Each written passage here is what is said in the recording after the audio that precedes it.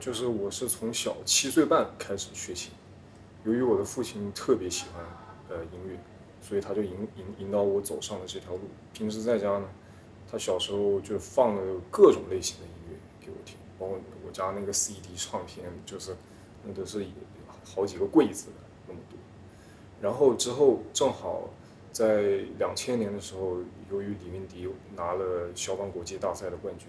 当时在深圳也是非常的，就是每天报纸跟踪报道，非常出名，所以那也是一个契机，最终让我走上了去艺校学习专业的道路。然后在我考大学的时候，最后去到了香港演艺学院，跟随郭家特教授。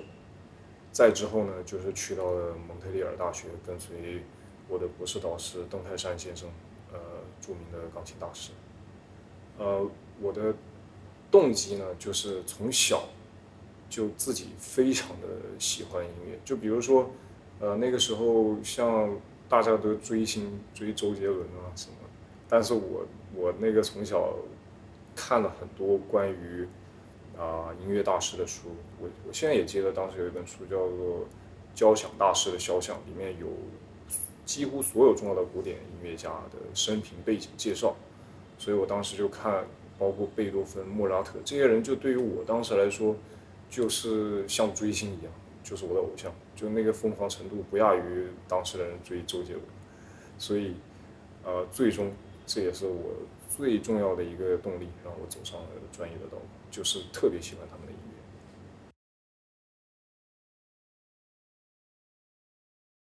对于我来说，我选择这2所学校的主要原因，就是因为我的2个导师，郭家特教授和邓泰山先生，他们2个都是德艺双馨的大师，对我来说，在我人生可以说有着非常重要的影响，也是我人生最幸运的事情之一，能跟随这2个导师。然后还有一个原因就是，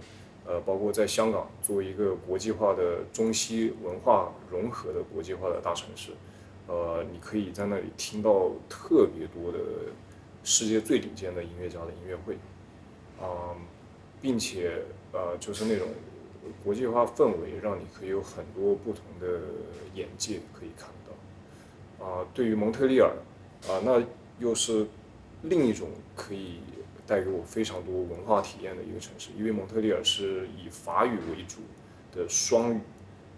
英语和法语的双语城市，并且是北美历史最悠久的城市之一。所以，作为学西方音乐来说，大家都想会去就比较具有浓厚历史的地方去看一看，然后你能更深的体验一下那种西方文化，对于学习古典音乐也是至关重要。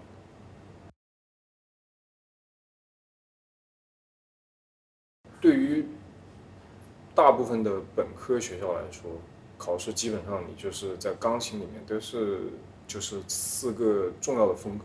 都要准备一首，比如说巴洛克时期就是以巴赫为代表的，然后古典时期就贝多芬、莫扎特、海顿，大概然后就是到了大型的浪漫派作品比如说你需要弹肖邦的作品，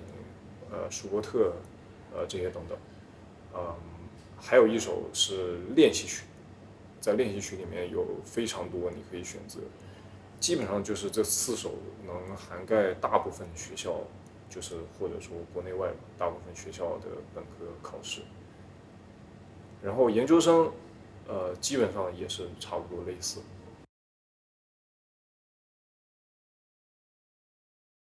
好，在准备的过程中呢，由于如果是准备要考学校，大部分情况你得在我觉得1年半以前可能就已经要准备好确定的曲目，当然在选曲上也是有一点技巧，就比如说你要尽量选择你擅长的曲目、擅长的风格，嗯，或者说这个曲你也自己是非常喜欢的，你觉得你是能将它弹得特别好，而并不是说你要选一些假如说那个曲的那个难度非常非常高，你有可能不一定有把握的这种。所以说，最主要的问题是你要将那个曲弹得非常好，这个才是最关键的问题。然后呢，在准备的过程当中，当你真的快要去考试之前，你要大量的将这些曲目，或者说是在朋友身边演奏，正式的舞台上演奏，就锻炼你的心理能力。就一般情况下，假如说我们在台下弹琴是没有那种台上的紧张，就是可能你在台下可以弹得特别好，但有时候突然你上台，就因为你一紧张，你可能在考试中啊会什么忘谱啊，或者这个心跳加快啊，那个节奏不稳啊，加速都是有可能。所以你要尽可能的给自己制造很多机会上台。然后还有一个就是你可以自己录下来，自己听自己哪里弹的不好，因为经常有时候我们会发现自己感觉弹的不错的时候，一听录音发现弹的根本就不是自己想象的那样，所以这也是个很有效的帮助自己不断在这个紧张的过程中，不断的让自己的曲目弹得越来越好。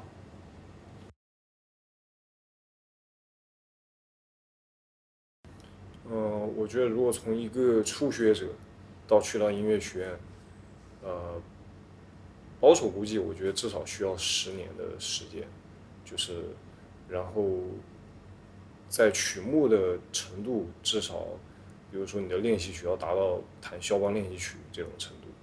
然后贝多芬的奏鸣曲，然后就大型的这个浪漫派作品，更多的是就是要弹的就是各方面就是都非常清楚，而不是一个只是就把音弹下来这种，所以是需要大量的时间练习的。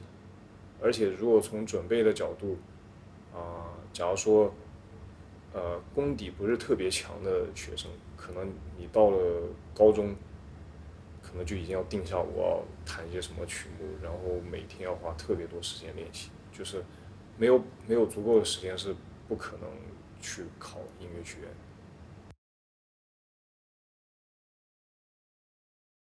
钢琴专业的常规课程主要就是最主要的就是专业课。专业课的模式呢，就是你跟你的专业导师每星期上一节课，大概是1个小时，可能到了研究生1个半小时。当然有时候，假如说你要准备比赛，就是你的教授可能会给你多上一些课，在这个比赛之前。然后除了最主要的专业课以外，还需要上乐理，音乐历史课。除了音乐史之外，可能我们还会选修，那个，就比如说叫那个，在英文里叫 keyboard lab，就是一个类似于钢琴移调的，呃课程。那个课程呢，它是能帮助你更快速的识谱，就是视谱演奏。假如说一首新的作品你从来没弹过，但是你看了谱，你立马可以在钢琴上看着就可以弹。这个能力非常重要，因为对于以后你作为你想当演奏家好，教学生也好，就是你可以非常快速的将一个曲练熟，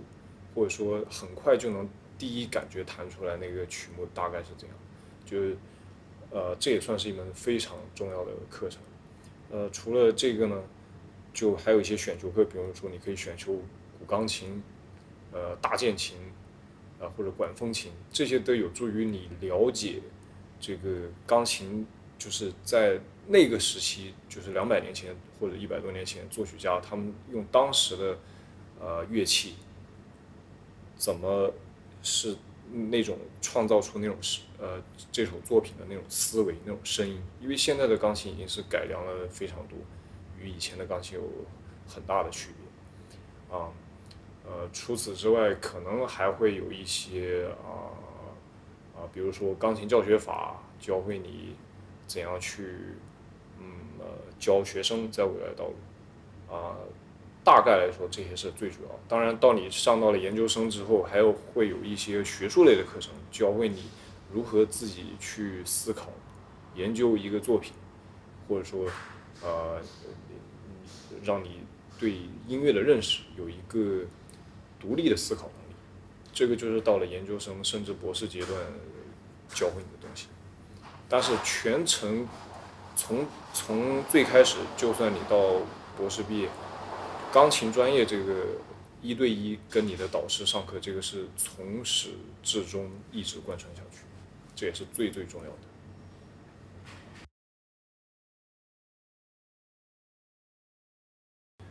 就是如果在家长都不是有任何音乐背景的情况下，我觉得培养孩子去学音乐最好的方式就是，首先家长自己也尝试的去接触音乐，去喜欢听音乐，或者说甚至热爱音乐。首先这样可以给小孩制造一个沉浸在音乐的环境里面，这一点非常重要。比如说平时经常买一些唱片回到家去播放，或者说可以买一些相关的音乐杂志。就是说，如果说的更具体，在钢琴里面你可以订呃专门的钢琴杂志，里面会介绍很多关于音乐行业的最主要的事件，包括一些著名的音乐家他们的访谈，这些都可以从里面学习到非常多的东西，而且并且让自己完全就是对这个领域的那个了解程度会也大大的提升很多包括随后甚至可以买一些比如说市面有很多音乐家，他都出了自己的传记，或者说它里面都有分享很多自己对音乐的这个看法，还有对音乐的理解。我觉得不仅是一个为了让小孩学，同时家长自己其实在这个过程当中也能学习到非常多东西，因为音乐本身就是一个让人享受的东西，你可以从里面啊感受到很多的美好。所以还有呢，就是说多带孩子去听音乐会啊，就是包括呃去听一些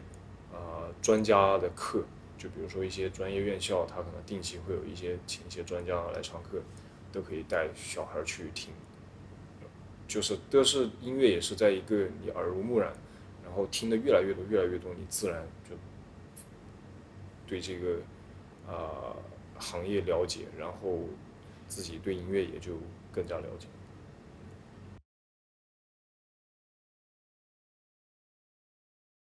我觉得培养练琴的自觉性，就是以我的经验来说，首先不要去逼迫小孩，就是尽可能的也是从兴趣的角度去培养先，因为只有当他自己真的有了兴趣之后，他他的弹琴或者说学任何东西才可能有质的飞跃。如果只是逼出来的，这种我觉得就是很难能发自内心的喜欢。当然，就是在某些情况下是需要适度的去逼一逼，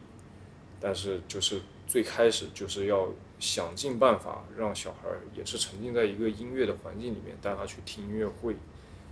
让他去能感受到音乐的美感受到练琴带来的快乐。说到这一点，就是需要更多的对孩子鼓励，而不是逼迫。然后，就如我前面所说的，一切想办法去引导自己的孩子热爱音乐，而不是让他会认为这个东西我是不愿意去做的，而只是一个为了完成家长交给我的任务。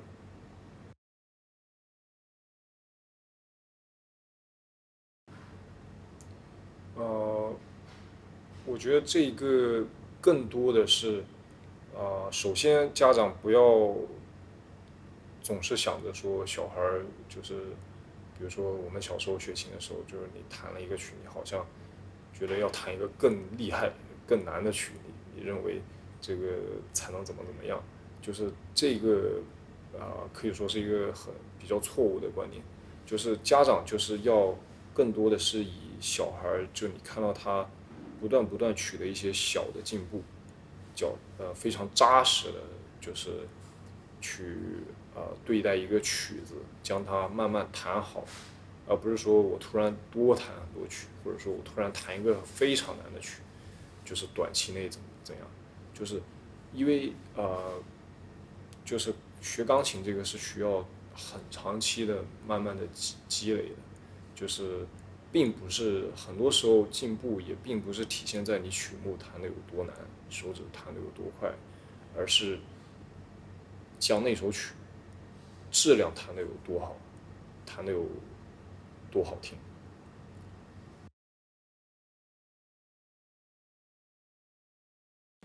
比如说，因为钢琴也是存在一个分很多不同等级的，所以有很多老师他可能是侧重教这个幼儿教学，就或者还有说启蒙教学，然后到了这种中学或者初中这种阶段，就是很多老师就是要打基本功，到了大学，老师们很多时候就已经开始负责更多的是偏向于教你理解作品，怎么去传达自己对作品的音乐感受，怎么去理解这个作品。所以呢，就是就算是作为老师，他也是分很多侧重点。所以说你要根据你小孩实际现在所处的能力，去找那个阶段适合的老师学习，这才是最正确的。因为有时候甚至说你在一个还很多音都弹不完全的时候，你去找一个已经非常高级别的教授非常高级别曲目的老师，也未必是适合的。所以就是说，根据小孩自己的实力去找一个适合那个阶段的老师是最重要的。